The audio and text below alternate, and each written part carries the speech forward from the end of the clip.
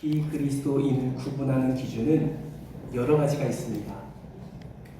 교회를 다니든지 안 다니든지, 아니면 밥을 먹을 때 기도하든지 안 하든지, 여러 가지 방법으로 그리스도인과 비그리스도인들을 구분할 수 있습니다. 그렇다면 여러분, 그리스도인과 비그리스도인을 구분하는 가장 핵심적이고 중요한 기준은 무엇일까요? 여러분, 무엇이라고 생각하십니까? 그것은 바로 믿음입니다. 창조주 하나님을 믿는지 안 믿는지, 독생자 예수 그리스도가 나를 위해 십자가에 죽으시고 부활하신 그 복음을 믿든지 안 믿든지, 성령 하나님이 나의 참 보혜사가 되셔서 가장 선한 길로 인도해 주시는 분이심을 믿든지 안 믿든지, 이 믿음의 여부에 따라 그리스도인과 비그리스도인으로 구분할 수 있는 것입니다. 그렇다면 여러분, 한 가지 더 질문을 해보겠습니다. 그리스도인과 비그리스도인을 구분하는 것 중 가장 중요한 것이 믿음이라면 좋은 믿음인지 아닌지는 어떻게 구분할 수 있을까요? 여러분은 좋은 믿음을 가지고 계십니까? 아니면 안 좋은 믿음을 가지고 계십니까? 그렇게 판단하는 기준은 무엇입니까? 여러분, 신학 교수라면 믿음이 좋을까요? 네, 우리는 당연하다 생각합니다. 그 이유는 신학을 가르치는 자이기 때문에 그렇죠. 그런데 그것만으로 신학, 믿음의 여부를 우리는 판단할 수가 없다라는 것이죠. 실제로 독일에서 유학을 한 한 목사님에게서 들은 이야기입니다. 한 번에 신학과 교수님이 첫 강의를 하시는데 갑자기 교수님이 예수 믿는 사람 손 들어보라고 이렇게 질문했답니다. 그래서 이 목사님은 너무나 당연한 질문을 하네라는 생각으로 손을 들었다라고 합니다. 몇몇 학우들이 손을 들었는데 그 손 든 모습을 교수가 보더니 이렇게 말씀하시더랍니다. 아직도 예수 믿는 사람이 있네? 라고 말을 한다는 거예요. 무슨 말입니까? 신학 교수라 할지라도 반드시 예수님을 믿고 있다라고 말할 수 없다라는 것입니다. 이것은 무엇을 의미합니까? 신학 교수라는 자리가 믿음을 판단하는 기준이 될 수 없다라는 것이죠. 그렇다면 여러분, 목사는 어떻습니까? 목사는 믿음이 좋은 사람일까요? 믿음이 안 좋은 사람일까요? 물론 내적, 외적 소명을 다 검증받고 신대원 과정을 거쳐서 목사 안수를 받아 목사가 되었기 때문에 예수 그리스도를 향한 믿음은 분명히 있지만, 그 목사라는 직분이 믿음의 좋고 나쁨을 판단할 수 있는 기준은 아니다라는 것입니다. 여러분, 장로도 마찬가지고요, 권사도 마찬가지고요, 집사도 마찬가지입니다.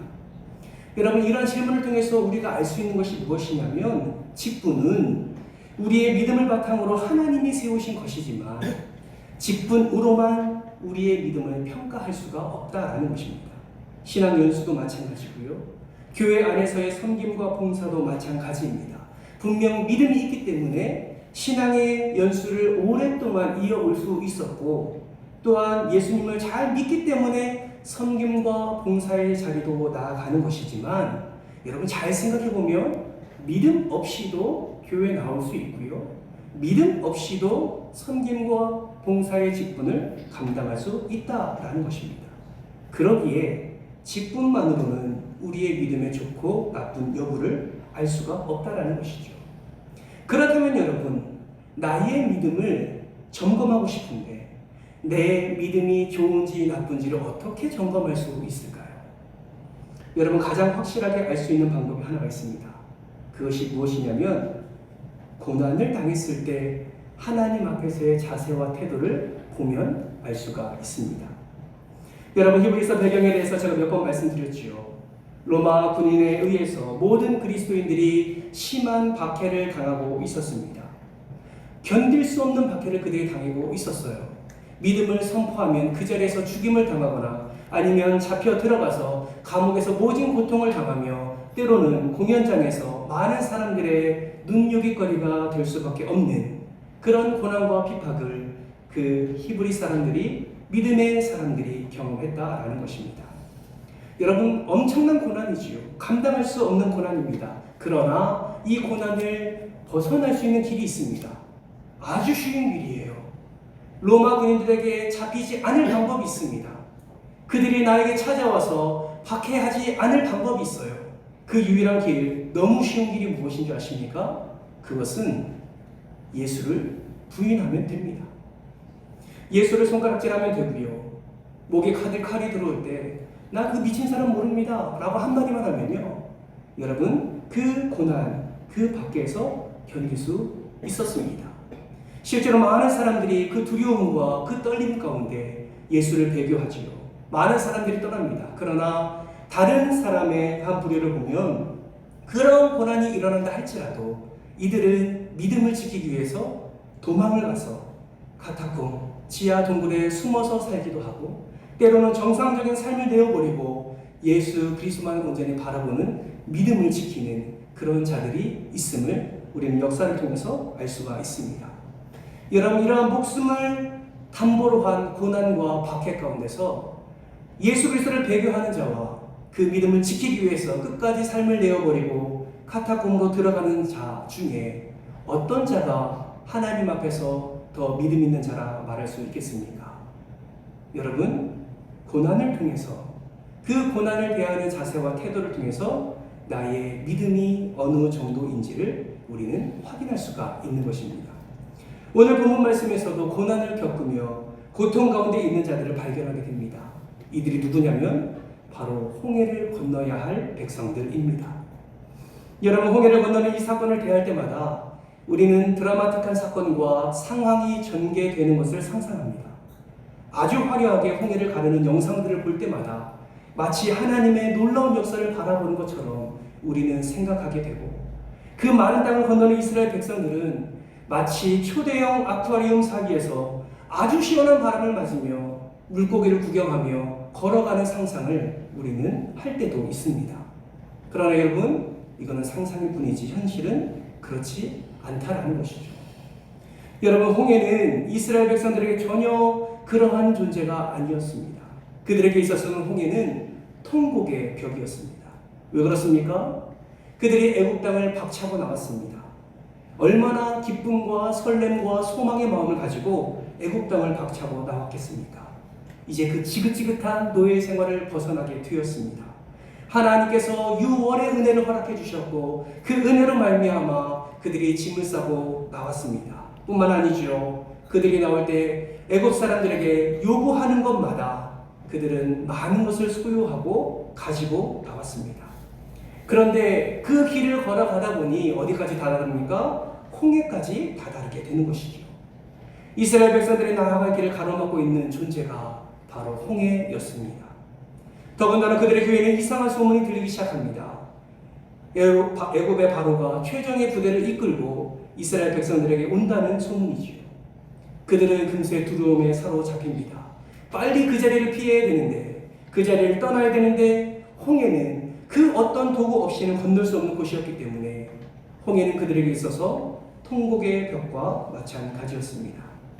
사랑하는 성도 여러분, 우리들의 삶을 볼 때에 우리의 삶 속에서도 이러한 홍해와 같은 문제와 두려움을 경험할 때가 있지 않으십니까? 우리도 살면서 사면초가처럼 감당할 수 없는 이 홍해를 마주하며 걱정과 염려와 두려움 가운데 많은 시간을 보냈으리라 생각을 합니다. 여러분, 이런 홍해와 같은 고난을 만났을 때 여러분은 어떻게 하십니까? 지금까지 어떻게 행동하셨습니까?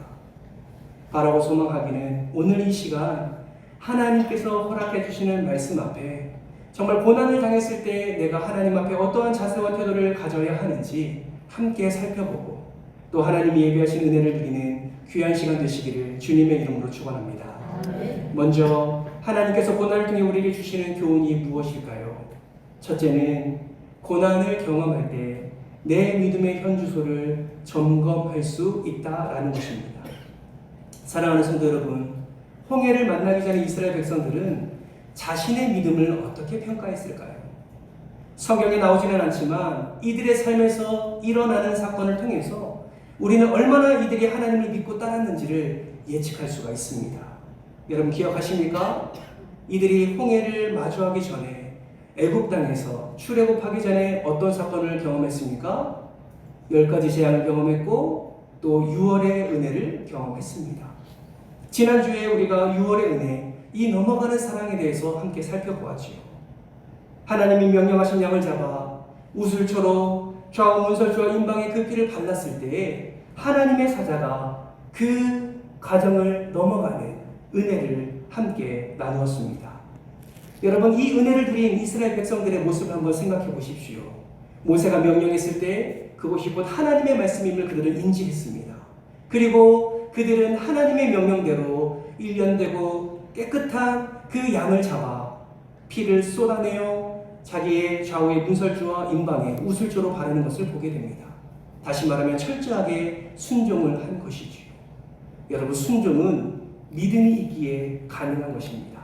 다른 말로 하면 출애굽하기 전에 이들은 하나님을 온전히 바랐고 하나님을 온전히 사모했으며 하나님의 말씀에 대한 순종이 이들의 삶 가운데서 일어났다라는 것입니다.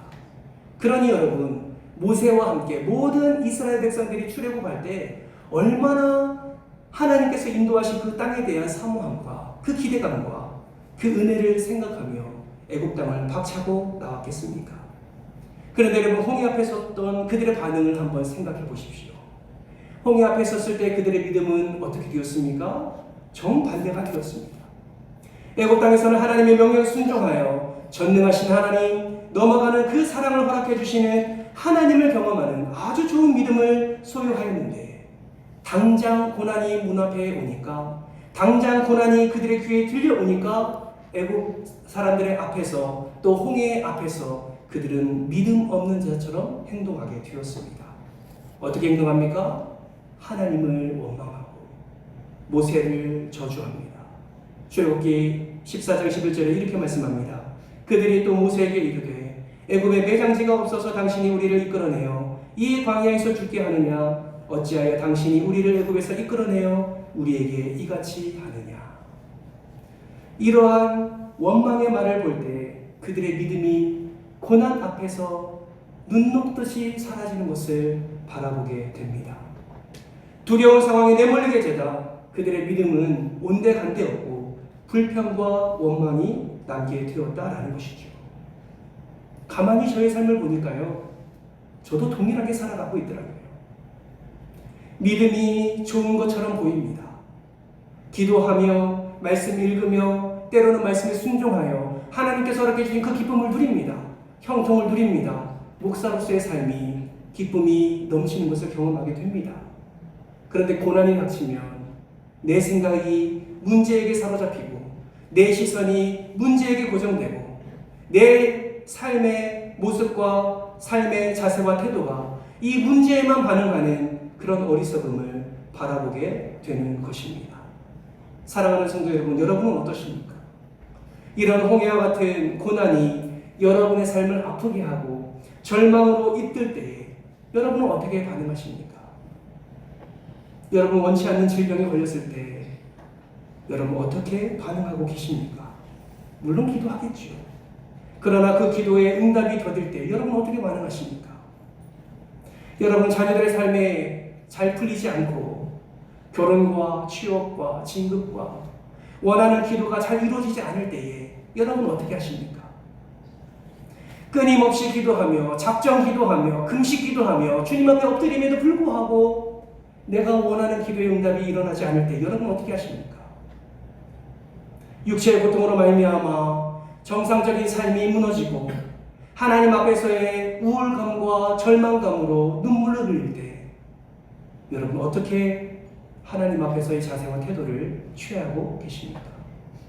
정말 우리 삶을 돌아보면 감당할 수 없는 이러한 홍해와 같은 문제들이 일어나게 되는 것을 보게 됩니다.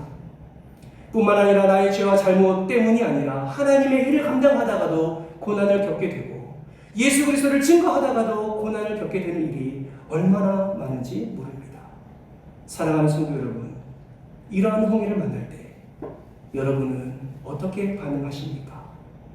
오늘 이 시간 여러분의 삶의 모습들을 생각하시면서 고난 가운데 여러분의 모습을 점검해 보시기 바랍니다.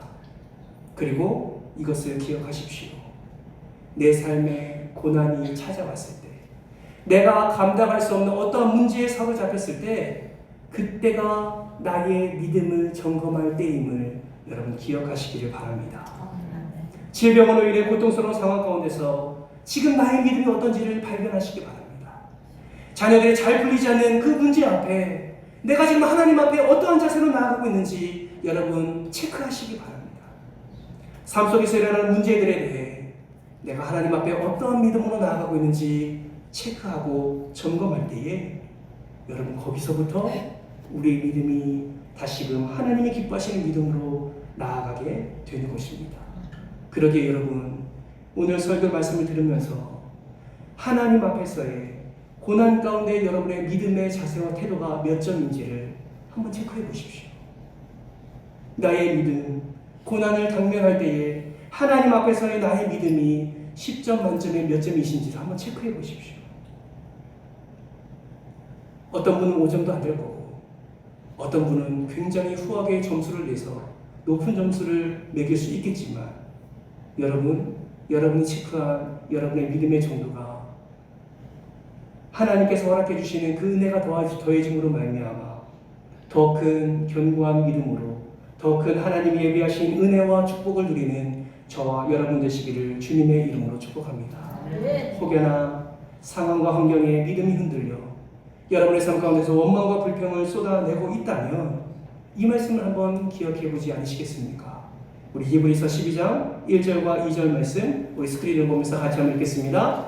이러므로 우리에게 구름같이 둘러싼 허다한 증인들이 있으니 모든 무거운 것과 얽매이기 쉬운 죄를 벗어버리고 인내로서 우리 앞에 당한 경주를 하며 믿음의 주요 또 온전케 하시는 이인 예수를 바라보자. 아멘. 사랑하는 성도 여러분, 믿음이 무엇입니까? 믿음은 상황과 환경을 보며 이성적으로 인정하는 것이 아니라 어떤 인생의 홍해 앞에서도 하나님께서 가장 적합한 길로 인도했다는 약속을 믿고 명령에 순종하며 믿음의 주요 또 온전케 하신 이 예수를 바라보는 것이 믿음인 줄 기억하시기 바랍니다. 바라고 소망하기는 이 믿음이 저와 여러분에게 있어서 어떤 홍해를 만난다 할지라도 예수 그리스도를 따르는 삶에 어떤 고난이 닥친다 할지라도 그 순간 나의 믿음을 점검하며 더 견고한 믿음의 삶으로 나아가는 저와 여러분 되시기를 주님의 이름으로 축복합니다. 하나님께서 고난을 통해 우리에게 주시는 교훈은 무엇입니까? 두 번째는 고난을 통과하는 열쇠는 오직 무엇입니까? 믿음이다라는 것입니다. 저는요 운전을 하다가 등에 식은땀을 흘린 적이 있습니다.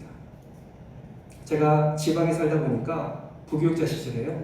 부모님 댁에 가려면 2-3시간은 기본적으로 운전해서 가야 했습니다. 한 번은 운전해서 가는데요. 터널이 나오더라고요. 늘 하던 대로 아무 생각 없이 터널로 진입을 했습니다. 그런데 그 순간 터널에 들어간 순간 앞이 깜깜해지는 거예요. 그날따라 터널 안의 불빛도 굉장히 희미하게 보였습니다. 등에 식은땀이 날 정도로 긴장했습니다. 저도 모르게 기도할 정도로 긴장이 되더라고요. 터미널 출구는 아직도 먼데 그 깜깜하게 보이는 그 터널을 지나가면서 하나님께 기도를 했습니다. 하나님, 잘 안 보입니다. 끝까지 터널을 안전하게 지나갈 수 있도록 은혜를 더하여 주옵소서. 여러분, 기도한 대로 응답 받았을까요? 안 받았을까요? 받았으니까 이 자리에 서 있겠죠? 기도한 대로 하나님 응답해 주셔서 터널을 잘 통과했습니다. 식은땀을 흘리며 기도하며 터널을 통과하고 보니 알겠더라고요. 제가 선글라스를 끼고 있었다는 것을. 선글라스를 끼고 터널로 들어간 것입니다. 선글라스 끼니 다 희미하게 보이는 것이죠. 여러분, 참 바보 같지 않습니까? 참 어리석지 않습니까? 여러분, 근데 그러한 어리석음이 내 등에 식은땀을 흘리게 할 만큼의 그러한 문제가 되더라라는 것이죠. 내 작은 실수가, 내가 깨닫지 못하는 어리석음이 나로 하여금 그 고난을 직면하게 하는 그런 도구가 된다는 사실을 우리는 기억해야 한다라는 것입니다. 아니요, 내 스스로의 죄와 잘못과 무지함뿐만 아니라 예수님 때문에 당면하는 고난도 마찬가지입니다. 내게 다가오는 그 고난과 그 고통이 얼마나 긴장과 그리고 고통과 그 아픔을 가져다 주는지 모릅니다. 근데 그거 아십니까? 아무리 나의 어리석음과 나의 작은 잘못과 때로는 예수 그리스도로 말미암아 고난을 당하는 모든 고난도 극복하는 방법은 단 하나입니다. 그것이 무엇이냐면 믿음입니다. 아멘이십니까? 믿음이에요. 그 믿음으로 우리는 승리할 수 있고 그 믿음으로 우리는 고난을 이겨나갈 수 있는 것입니다. 하나님이 선하시고 신실한 분이심을 믿는 그 믿음, 나를 긍휼히 여기시고 헤세드의 사랑으로 자비와 인애를 나타내시며 나를 가장 선하게 인도해 주신다는 그 믿음, 여러분 이 믿음이 있을 때 우리는 고난을 너끈히 통과할 수가 있는 것입니다.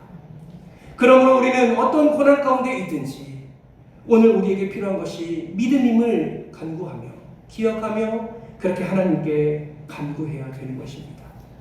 저는요 기도할 때요 가끔 이런 기도를 합니다. 목사임에도 불구하고요 하나님 앞에 엎드려 이런 기도해요. 하나님, 저 예수님 잘 믿게 해주십시오. 하나님, 저 예수님 잘 믿게 해주십시오. 여러분, 목사가 하는 기도치고는 너무 유치하다고 생각하십니까?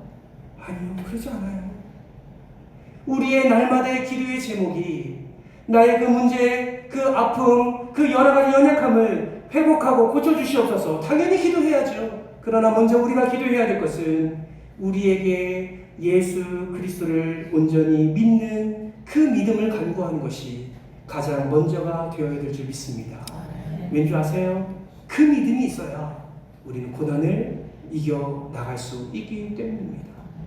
그 믿음이 있어야 주께서 나의 선한 목자라는 것을 우리는 인정할 수 있기 때문입니다. 그 믿음이 있어야 푸른 물밭과 쉴 만한 물가로 인도하시는 하나님을 신뢰하며 어떤 역경이 우리 안에 있다 할지라도 그 믿음으로 친히 인도하시는 그 은혜의 자리에 나아가 우리가 기쁨을 누릴 수 있는 것입니다. 사랑하는 성도 여러분, 사실 홍해를 하나님이 쭉 하고 갈라놓으셨다고 해서 이스라엘 백성들이 홍해를 건널 수 있었을까요? 저는 그렇게 생각하지 않습니다. 여러분 생각해 보십시오. 애굽의 군대가 쫓아오는 가운데 모세가 지팡이를 내밀어 홍해가 갈라집니다. 하나님의 놀라운 역사지요. 그 사이 그 많은 땅을 걸어서 그들이 건너갑니다. 근데 여러분, 이스라엘 백성들이 마냥 신나게 우와 하나님의 역사다, 하나님이 우리와 함께 하신다 라는 생각을 가지고 그 홍해길을 걸어갔겠습니까? 그렇지 않았을 거예요. 저는 매우 무서웠을 거라 생각합니다. 양쪽에 높이 세워진 그 물기둥을 바라보면서 인간의 연약함이 있는지라 만약에 그 물기둥이 쏟아져 내리기만 하면 자신의 목숨은 그 물에 휩쓸려 죽을 수도 있을 거라는 그런 생각을 그들이 하지 않았을까요? 마치 물벽이 만약에 쏟아져 내려서 자기 머리 위에 쏟아져 내린다면 나의 목숨은 그저 죽음으로 나아가지 않겠나라는 생각을 그들이 하지 않았겠습니까? 이렇게 생각해 볼 때에 그들은 지금 홍해길을 은혜로 걸어가고 있지만 그들의 연약함으로 인하여 두려움과 떨림으로 어쩌면 목숨을 내어놓고 그들은 건너가고 있는 것입니다. 그렇다면 그들은 그 두려움 가운데 목숨을 내놓은 가운데 어떻게 홍해를 건넜습니까? 오늘 보면 29절 말씀은 이렇게 말합니다. 믿음으로 그들은 홍해를 육지같이 건넜다. 무엇으로요? 믿음으로 육지를 건넜다라고 말씀하고 있는 것입니다. 믿음이 있었기 때문에 목숨을 내놓는 두려움이 있다 할지라도 그것을 가능하게 했다라는 것을 말씀을 통해서 알게 됩니다. 그렇다면 애국 군대는 왜 홍해물에 수장되었습니까? 물론 하나님이 그렇게 계획하셨지요. 물론 하나님이 자기 백성을 구원하시기 위해서 홍해길을 여셨고 자기 백성의 목숨을 빼앗으려는 애국 군대를 홍해물로 멸하셨습니다. 그런데 여러분 오늘 본문 말씀을 보세요. 다르게 표현되는 것을 보게 되지요. 어떻게 표현합니까? 애국 사람들은 이것을 시험하다가 빠져 죽었으며 라고 말합니다. 여러분 이것은 무엇입니까? 홍해를 말하는 것이죠. 그렇다면 홍해를 시험했다는 것은 무엇을 의미합니까? 애굽의 군대가 쫓아와서 그리고 홍해를 건너가고 있는 이스라엘 백성들을 잡으러 가야 할지 말아야 할지 그들 역시 고민이 되었다라는 것이죠. 왜요? 두려웠기 때문입니다. 아마 동일한 두려움을 그들이 느꼈을 것입니다. 그러나 결단하지요. 어차피 우리가 이스라엘 사람들을 잡기 위해서 여기까지 왔고 저들이 저렇게 걸어가고 있으니 저들도 저렇게 무사히 홍해를 걸어가니 설마 우리가 지나간다고 물병이 우리로 쏟아지겠나 라는 생각으로 안일하게 인간적인 생각과 판단을 가지고 홍해로 뛰어들었다는 것입니다. 이것이 홍해 앞에서 시험했다라는 말씀의 의미인 것입니다. 하지만 어떻게 되었습니까? 그들은 물에 수장되고 말았습니다. 홍해에 수장되었던 애국 군대와 달리 이스라엘 백성들은 홍해를 마른 땅으로 밟고 100% 안전하게 건넜습니다. 그 이유가 무엇입니까? 그들에게 믿음이 있었기 때문입니다. 사랑하는 성도 여러분, 여전히 우리는 두려움과 떨림 가운데 살아가고 있지 않습니까? 여전히 하루하루를 살아가는 것이 하나님의 은혜가 아니고서야 어떻게 우리가 그 하루를 설명할 수 있겠습니까? 운전을 할 때나 길을 걸어갈 때나 상황에 따라 우리의 목숨이 왔다 갔다 할 일들이 너무나 많은데 하나님의 은혜가 아니고서야 어떻게 우리의 하루를 설명할 수 있겠습니까? 그러나 하나님께서는 말씀하십니다. 분명한 믿음이 있을 때 하나님의 놀라운 능력과 그 큰 은혜를 누리게 된다라고 오늘 말씀을 통해서 말씀하고 있는 것입니다. 사랑하는 성도 여러분, 고난을 만날 때 두려워 떨지 마시기 바랍니다. 인간적으로는 두렵지요. 그러나 그 두려움마저도 하나님께 가지고 나아가시기를 바랍니다. 하나님, 왜 나만 이런 고난을 당합니까? 이런 불평과 원망이 아니라 하나님, 이 고난을 통해서 나에게 어떠한 역사를 나타내시려고 하나님, 이러한 아픔을 통해서 하나님이 어떤 은혜를 나에게 허락해 주시려고 이러한 복의 통로를 나에게 허락하십니까? 라는 기도 제목으로 바뀌어지기를 주님의 이름으로 축복합니다. 그렇게 믿음으로 주님 앞에 나아가며 믿음으로 주님 앞에 설 때에 어떠한 고난이 다가와도 우리는 능히 이기며 능히 그 은혜를 누리게 되는 것입니다. 사랑하는 성도 여러분, 여러분의 믿음을 오늘 면밀히 점검해 보시기 바랍니다. 기도의 자리로 이제 나아갈 텐데 하나님, 내가 어떤 믿음으로 주를 살아가고 있습니까? 내가 어떤 믿음으로 하루하루를 살아가고 있습니까? 내가 어떤 믿음으로 하나님께서 맡겨주신 이 귀한 사명을 감당하고 있습니까? 하나하나 면밀히 살피며 어떠한 문제라도 능히 이길 수 있는 믿음을 간구할 때에 하나님께서 오늘 여러분에게 예비하신 놀라운 은혜를 허락해 주실 뿐만 아니라 여러분의 삶 가운데서 역사하시는 하나님의 놀라운 능력을 경험하게 하실 줄 믿습니다. 지금 당면하고 있는 문제가 있습니까? 고난이 있습니까? 자녀들의 삶 속에 너무나도 안타까운 일들이 일어나고 있습니까? 그 모든 문제를 하나님께 올려드리며 하나님께 영광 올려드리며 하나님의 영광을 맛보는 귀한 저와 여러분 되시기를 주님의 이름으로 축원합니다.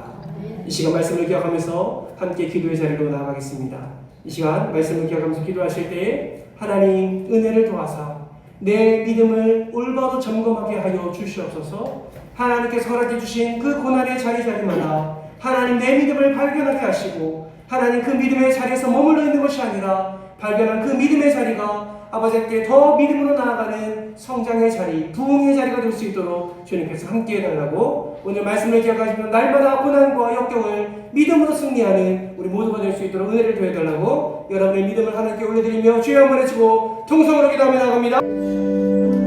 하나님 감사합니다.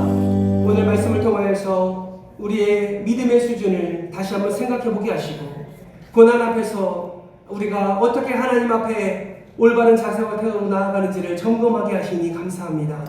하나님, 내 힘이 떨어질 때에 누군가 나를 크게 오해할 때에 나의 헌신을 아무도 알아주지 않을 때에 하나님, 이 작은 것으로 말미암아 우리의 마음이 흔들리며 아버지 하나님, 우리의 신앙이 흔들리는 경우를 경험하게 됩니다. 아버지 하나님, 이 작은 것에 마음이 흔들리지 아니하고 오직 이러한 고난과 이러한 역경 앞에 하나님께 믿음을 구하며 하나님 앞에서의 믿음의 자세와 태도를 바르게 가져 하나님이 예비하신 놀라운 은혜를 누리는 저희들 되게 하여 주옵소서. 히브리 그리스도인들이 로마의 군병들에게 아버지 목에 칼이 들어왔을 때에 너 예수 믿냐고 고백하라 이야기할 때에 그들이 끝까지 믿음을 지키며 때로는 순교하며 때로는 그 믿음을 지키기 위해서 정상적인 삶을 내려놓았듯이 하나님 아버지 우리의 목에 칼이 들어와 예수 믿냐고 이야기할 때에 우리는 뭐라고 이야기할 수 있겠습니까? 아버지는 그런 고난이 우리에게 다가올 때에 우리의 믿음의 수준을 점검하게 될 줄 믿습니다.